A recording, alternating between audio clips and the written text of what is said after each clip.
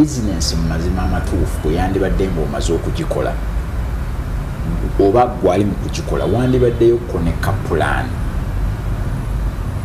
kubanga kubamu akafaananyi. NTV muzze wano ku ofisi yange ku Good House. Senga mwabadde temumanyi wendi twandibadde ne interview wa oba senga nabagambye ndi mu ofisi nga temumanyi ofisi yange weeri mwandibadde mujjawa ku ofisi nyingi. Naye bwe mumanya nti Good House planning etandika nti tuyite eri oba tuyite eno tuviiremu wali tuwete oba kwegamba olabira ddala nti olugendo mwalufunye nga temunnaba nakusimbula olwa pulaani eyabajjidde. Kati bwe tugamba abantu bakole pulaani eya bizinesi nga baga nti abo bakifudde kya misomo. Naye ne weebuuza kampani gye bayita Apple ye kampani esinga obunene ku New York Stock Exchange by market capitalization. Market capitalization kitegeeza nti bw'okwata emigabo gyonna Apple gy'erina n'okubisaamu value ya buli mugabo erina obusirivu bwa $. Naye obusirivu bwa $bw'erina senga obutunuulira n'otunuulira n'ekonomi zonna ze tulina mu Africa almost Apple company esemberedde gye tuyita GDP za Africa zonna nga zigattiddwa company emu mu America. Naye ekikola etya balina plan ku buli kimu nti bayinza okugamba nti kati guno omwaka eno kwota twabadde tusuubira miliyoni oba 3 tufunyeeko 289 11 tetuzifunye lwakubanga manufacturer wa kino yakoze bwati byatambudde ne birwawo bwe biti gye twatusobitunda balwawo bwe bati nga balina detail. Fenno tetugamba obeere complex ku that level. Okusomesa kwangu nnyo tugamba nti naye beeramu ne kapulaani akatono ne bwe kaba ku lupapula nga peegi emu ne bw'okawandiika ku ssimu kuba katuwandiika mu ssimu nti naye wano basinga kwagala ki basobola okuba abantu abo basinga kwagala langi naye buli lw'onootunda langi mu kifo abantu bajja kimanya langi efuna nabo bave mu kutunda ebibokisi batandike langi competition eze.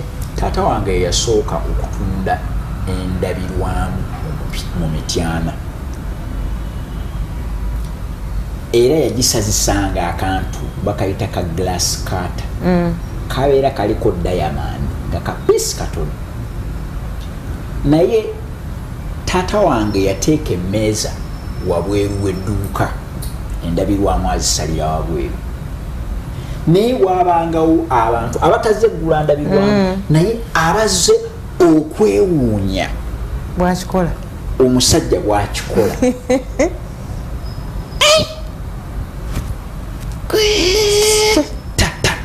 nagijamu era nayagala nnyo okukola ne taata mu hardware kuba namulabangamu obwa superman ndabirwamu naye kati buli omu akola endabirwamu ensale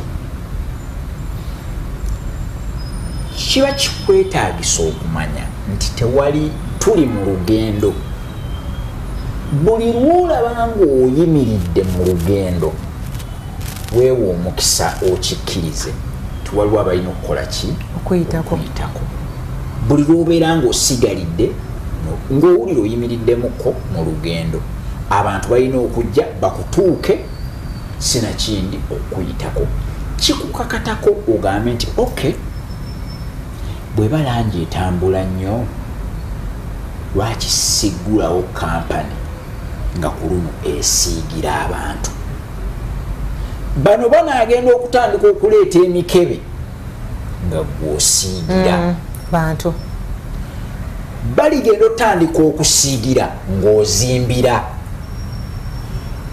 kiva mu kubeera nti otandika kugamba tuzzeeko ki naye nga buli kyoyagala okuzzaako kinene okusinga kyobaddeko seti. Nze ndaba ne Katonda bw'atyo bwe yakola kubanga gye yamaliriza atonze muntu okusinga ku byasanise nabyo. Otunuulira omuntu n'otunuulira n'embuzi olabira ddala nti pulaani yali nnene.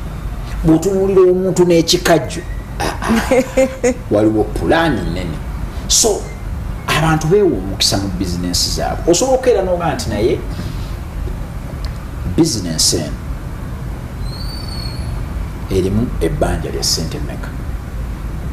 Ogenda okola nga bizinensi erimu ebbanja lya miliyoni mmeka 4 nga ezaayo bukadde ng'ebi 2 n'ogamba oke kanfuba okulaba nti bizinensi nkola kye bayita plowback. Plowback kwe kugamba nti amagoba paati ennene ennyo ngizaamu kangezeeko okuzaamu amagoba such that amagoba gasemberera looni kituuka ekiseera nga bw'obala ssente za looni n'eza bizinensi at least benkana. Kati oba kanfube eza bizinensi zibeere nga zisinga eza looni. Ezo zonna pulaani zibeera intentional and deliberate.